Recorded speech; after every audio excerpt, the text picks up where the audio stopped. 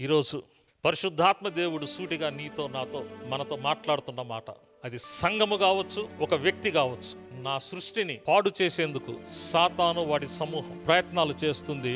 నీవు ఎందుకు రక్షింపబడ్డావంటే, నీకు ఎందుకు రక్షణ కలిగిందంటే, వారి కోసం నీవు ప్రార్థన చేయాలి, వారి కోసం నీవు నిలబడాలి. ఒకానొక రోజున నీ కోసం ఇంకొకరు నిలబడ్డారు.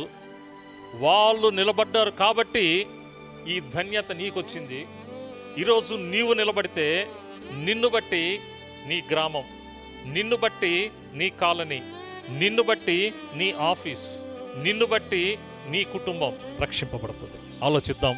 మనం దేవుని కొరకు నశించిపోతున్న ప్రజల పక్షాన దేవుని సన్నిధిలో నిలబడదాం. అంతకంటే మనకు వేరే పని ఏమీ లేదు. చెయ్యాల్సిన పని చేయకుండా అనవసరమైన పనుల్లో, విస్తారమైన పనుల్లో మనం బిజీగా ఉన్నంత మాత్రాన ఏ ఉపయోగము లేదు. అట్టి జ్ఞానము, అట్టి కృప పరిశుద్ధాత్మ దేవుడు దయచేయునుగాక. ఆమేన్.